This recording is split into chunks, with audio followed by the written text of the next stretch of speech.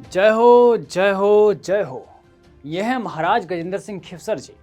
इनको आप बारंबार प्रणाम कीजिए, क्योंकि राजस्थान की धरती धन्य है कि प्रदेश को एक ऐसा स्वास्थ्य मंत्री मिला है जिसने सबको बराबर करके रखा हुआ है। जहां जनता को भी डॉक्टर नहीं मिलते और विधायकों को भी डॉक्टर नहीं मिलते, ऐसे महान मंत्री राजस्थान की धरा पर विरले ही होते हैं। इसलिए इन्हें प्रणाम कीजिए और धन्यवाद दीजिए भजनलाल जी को। ऐसा हम क्यों कह रहे हैं? क्योंकि आज पूरे राजस्थान की हम बात करेंगे। जयपुर के एसएमएस अस्पताल से लेकर उदयपुर, पाली, भरतपुर, जोधपुर तक की चिकित्सा व्यवस्था की बात करेंगे, जहां एक विधायक को भी एक ऐसा सच दिखा, वो भी हैरान रह गए। क्योंकि जब वो घायल को लेकर अस्पताल पहुंचे तो वहां ताला लगा हुआ था। सोचिए कितनी भयावह स्थिति वो हो सकती है कि एक विधायक घायल को लेकर अस्पताल पहुंचते हैं और वहां जाकर उन्हें डॉक्टर को फोन करना पड़ता है कि भैया किसी को भेजिए। इसके यहाँ ज्यादा अंदर तो नहीं लगी है ना, बाहर ही लगी क्यों? छील के अंदर लगी है। कल की बात हो गई, हॉस्पिटल के ताला है। फोन लगाया क्या? थाने से लगाया? डॉक्टर साहब कहाँ है? डॉक्टर साहब कहाँ है? ताला लगा, कोई स्टाफ नहीं है यार। कमाल हो गया।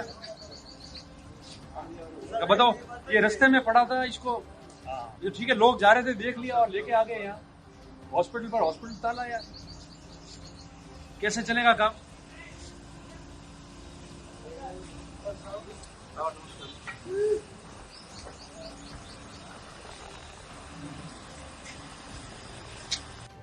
हेलो डॉक्टर साहब, क्या सांकट पीएससी बंद रहती है क्या?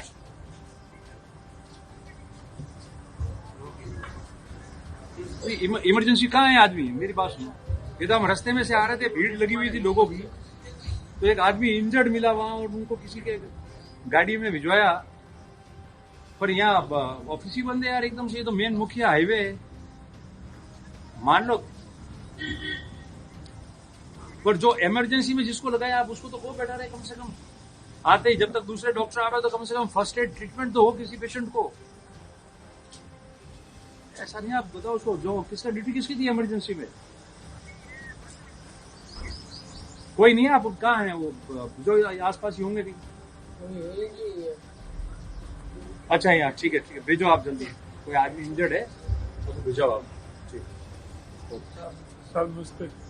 अब यहाँ पर जो है मंत्री जी के जो हेटर्स होंगे वो कह देंगे कि नहीं, गलती स्वास्थ्य मंत्री की है। नहीं नहीं, यहाँ गलती स्वास्थ्य मंत्री की है ही नहीं, ये गलती है उस विधायक रतन देवासी की। विपक्ष के नेता हैं और सरकार को बदनाम करने की कोशिश कर रहे हैं सच दिखा के। आखिर उन्होंने घायल को देखकर अपनी मानवीय संवेदनाएं क्यों जगाई, गाड़ी क्यों रोकी?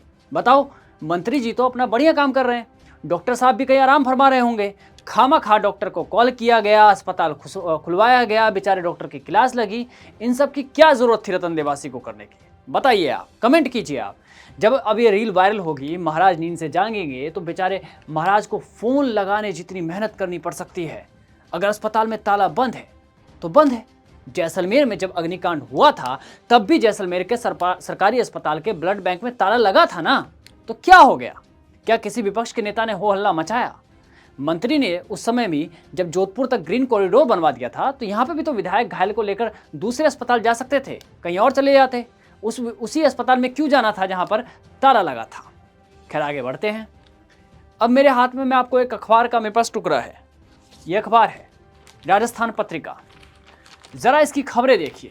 खबरें हालांकि कल की है, लेकिन चिकित्सा व्यवस्था से जुड़ी हुई है।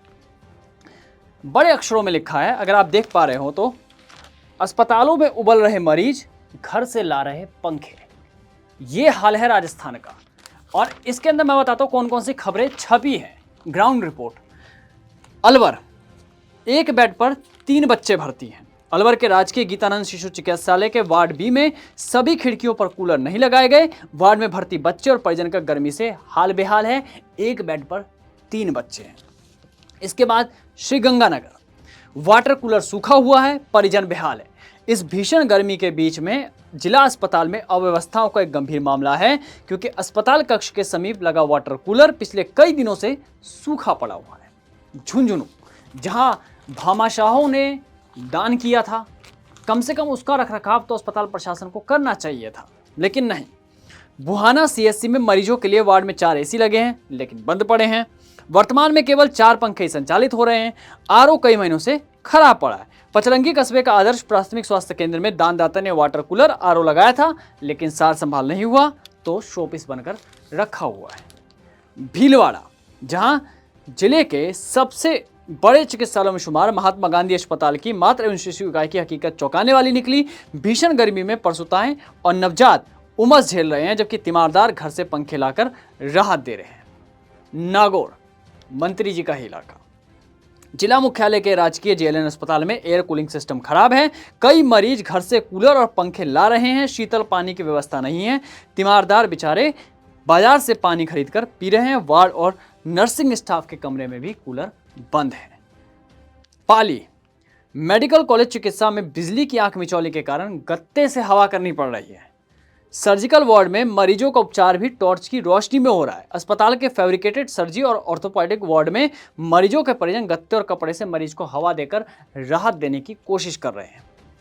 बूंदी की खबर है, पंखे कूलर ढोने को मजबूर हैं। जिला अस्पताल में वार्ड बड़े होने के कारण सभी बेड तक हवा नहीं पहुंच पा रही। कुछ मरीज घर से पंखे कूलर लेकर आए हैं। ये मजबूरी है मरीजों की। राजस्थान में इस समय पर अजमेर में, जहां ऑर्थोपेडिक वार्ड में एसी बंद पड़े हुए हैं। सोचिए, इस भीषण गर्मी में जब मरीजों को कम से कम बुनियादी सुविधाएं तो मिलनी चाहिए थी, वो तक नहीं मिल पा रहे। और अभी बाकी है डूंगरपुर, जहां पंडित दीनदयाल उपाध्याय राजकीय जिला चिकित्सालय सागवाड़ा में पेयजल संकट है। चिकित्सालय परिसर में पानी की टंकी ना होने के कारण पेयजल की आपूर्ति नहीं हो पा रही। लोग बाहर से मजबूरन पानी खरीद कर पीने को मजबूर हैं। ये हाल है राजस्थान का। झालावाड़, वसुंधरा राजे का इलाका। वार्डों में राहत है, लेकिन गैलरी में आफत मची हुई है। ये हाल है। लेकिन अच्छी खबर यह है कि उदयपुर में जो है एमबी अस्पताल में एक ठंडी फुहार बनकर उभरा है कि यहाँ की व्यवस्था उन अस्पतालों के लिए आईना है जो बजट और संसाधनों का बहाना बनाकर जिम्मेदारी से पल्ला झाड़ लेते हैं। तेज गर्मी को देखते हुए अस्पताल प्रशासन ने कूलर और पानी की व्यवस्था फिलहाल कर दी है। तो ये एक अच्छी तस्वीर आई थी सिर्फ उदयपुर से। ये हालत है पूरे राजस्थान में।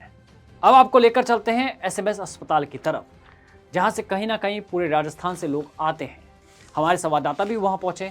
दोपहर का समय चुना, दोपहर का समय इसलिए चुना क्योंकि उस समय थोड़ी कम भीड़ होनी चाहिए थी। और वहाँ के हालात क्या हैं, मरीज़ क्या कह रहे हैं, तीमारदार क्या कह रहे हैं, देखिए, फिर आगे की बात करेंगे। कब आए हुए थे आप? 11 बजे। 11 बजे। तो क्या डॉक्टर साहब से बातचीत नहीं, जांच वगैरह जो आने वाले हैं। आने वाले हैं? हाँ, बोलता 12:30 का टाइम होने जा रहा है, अभी क्यों नहीं पहुंचेगा डॉक्टर साहब? अभी कोई नहीं पूछे। अभी तक नहीं पहुंचे। नहीं, किस चीज़ का इलाज कराने की है? फिलहाल आई।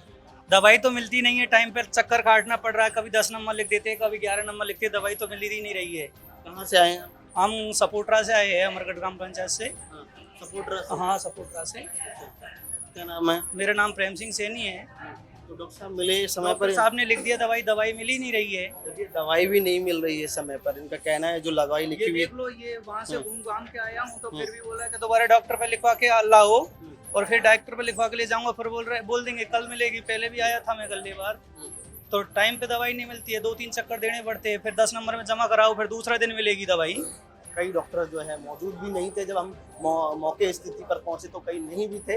बहरहाल आप पहुंचे हैं, जैसे ही उनको लगा कि मीडिया पहुंची है तो तत्काल प्रभाव से और डॉक्टर पहुंचे हैं। लेकिन आप देख सकते हैं कि तकरीबन 12:30 का समय हो रहा है और यहाँ पर बड़ी तादाद में आज भी भीड़ मौजूद है। और ये दिखाने के लिए आए हैं, कुछ यहाँ पर कुछ का कहना है कि समय पर दवाई नहीं मिल रही है। और ये राजधानी जयपुर का और प्रदेश का सबसे बड़ा अस्पताल है, जहाँ से कई ऐसी घटनाएं, कई ऐसी खबरें देखने को मिलती हैं। और ये कार्डियोलॉजी विभाग है, जहाँ पर कमरा नंबर 60 है, जहाँ की तस्वीरें हमने आपको अंदर की दिखाई थी कि कुछ जगह पर डॉक्टर साहब मौजूद थे, कुछ नहीं थे। कईयों को दवाई मिल रही थी और कुछ जो पेशेंट आए थे उनका ये कहना था कि स्टाफ को जो है, जो स्टाफ के लोग हैं, मिलने वाले लोग हैं, उनका जल्दी नंबर आ रहा है। और लोग बैठे हुए हैं, घंटों से इंतजार कर रहे हैं। आप किस चीज़ का क्या हाथ सूज रहा है? हैं?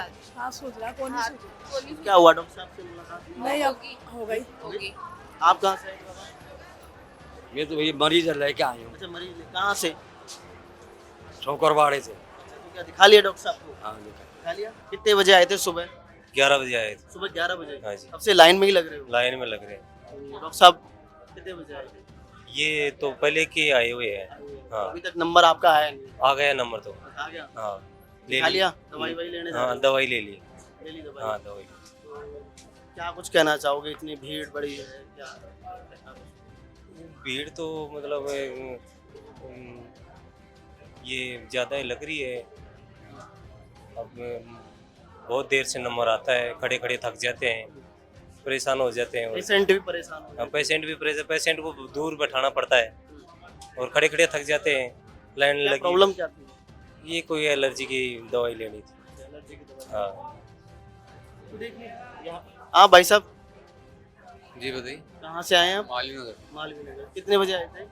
आया तो मैं 9 बजे के आसपास। तो नंबर कितने बजे आया? नंबर तो आ गया था 2 घंटे। 2 घंटे बाद आ गया था। पर यहाँ सबसे बड़ी प्रॉब्लम क्या है, ये जो स्टाफ के ना, अब जैसे 10 पेशेंट नॉर्मल आते थे, 15 पेशेंट स्टाफ के चले जाते। स्टाफ के लोग हाँ, आते हैं। स्टाफ के लोग ये खुद ही बोल रहे हैं और इनको मना करते थे, कहते हैं हमारे को नौकरी का खतरा है। अच्छा, हाँ बोल रहे हैं साहब, मैंने इंटरव्यू से। मतलब लाइन बहुत धीरे धीरे चलती है और बीचों बीच इनके स्टाफ के लोग चले जाते हैं। स्टाफ में भी कौन होते हैं, इनके जो आस पड़ोस के या जो यार दोस्त होते हैं ना, वही डालते रहते हैं बाहर। हालांकि ऐसा नहीं है कि यहाँ सभी मरीज असंतुष्ट नजर आए।